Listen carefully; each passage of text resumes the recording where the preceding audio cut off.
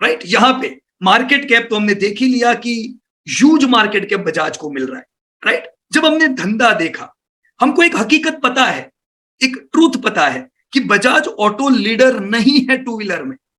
Two wheeler में leader कौन है?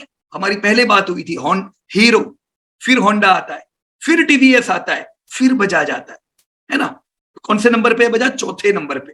और यहां पे हम देख रहे हैं, वाओ, सबसे बड़ा टर्नओवर ये कर रहे हैं, क्योंकि ये लोग एक्सपोर्ट बहुत करते हैं, है ना। ये लोगों का एक्सपोर्ट जबरदस्त है। थ्री व्हीलर में ये लोग बहुत अच्छा कर रहे थे, इनको ये प्रीमियम थ्री व्हीलर दे रहा है दोस्तों। तो अगर हम टू थ्री व्हीलर को कब करें, क्लब करें, तो हमको पता चलता है yes, king is Bajaj auto in two three wheeler. दोस्तों टू व्हीलर अभी भी अफेक्टेड है। मैं आपको बता दूं, 2019 में टू व्हीलर जितना टर्नओवर कर रहा था ना, उतना अभी भी नहीं कर रहा है।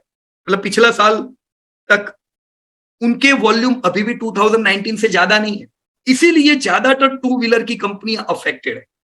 बजाज ऑटो क्यों मौसम में एकदम रैली में है? क्योंकि वो थ्री व्हीलर में है और थ्री व्हीलर अच्छा है, राइट।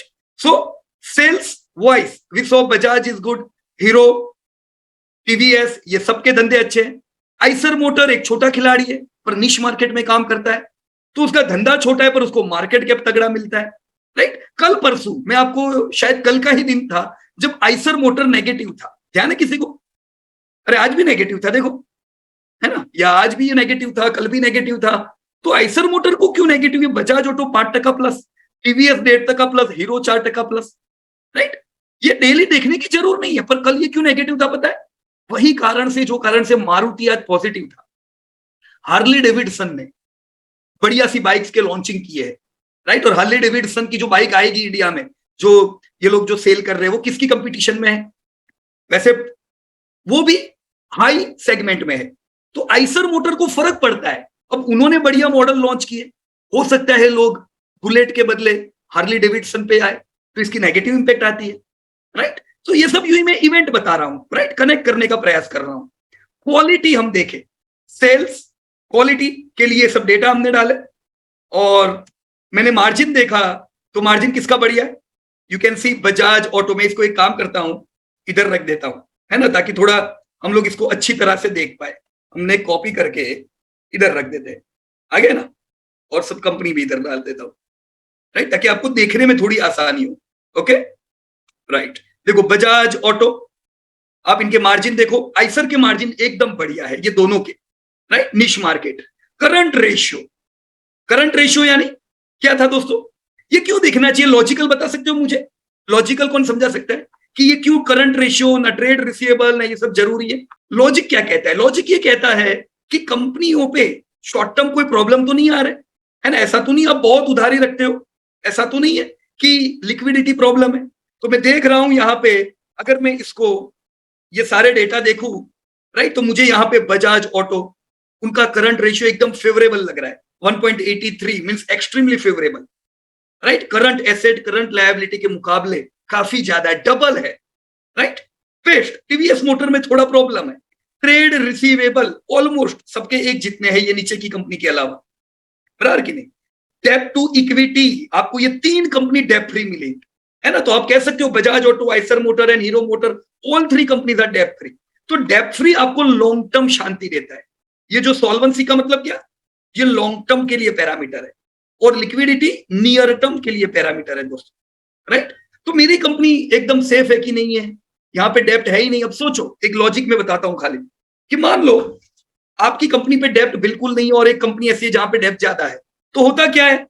आपकी कंपनी ने जो धंधा किया यहाँ पे, ये जो भर भर के हमने 30-40 हजार करोड़ लाए, उसमें से एक बहुत बड़ा हिस्सा दोस्तों डेब्ट में चला जाता है, बोरोइंग में चला जाता है ना। तो बोरोइंग की वजह से होता क्या है?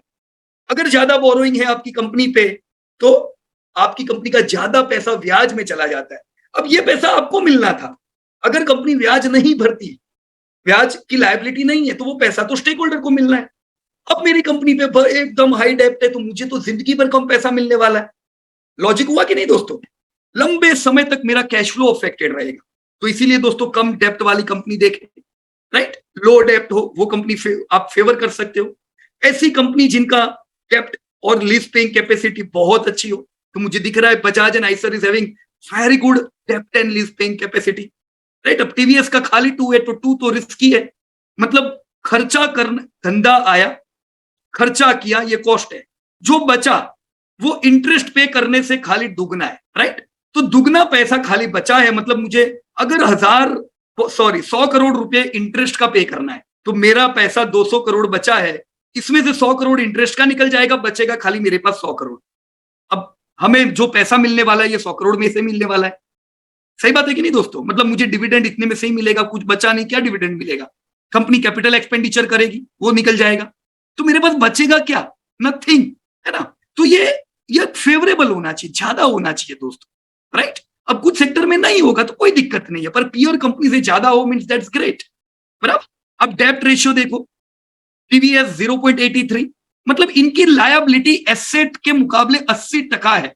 अगर 100 रुपए की एसेट है तो 80 तो लायबिलिटी है, तो फेवरेबल नहीं हुआ। बजाज देखो, हाईली फेवरेबल है कि नहीं दोस्तों? तो ऐसी कंपनी में कोई टेंशन ही नहीं। आप जानते हो बजाज 80% डिविडेंड डिस्ट्रीब्यूट कर देती है। 80% मतलब कितना हुआ दोस्तों? बहुत बढ़िया डिविडेंड। अभी 3-4 दिन पहले ही डिविडेंड आया बैंक में, राइट? सो ये सारी चीज जब आपको फेवरेबल मिले, फिर आप इन्वेस्ट कर सकते हो दोस्तों, है ना?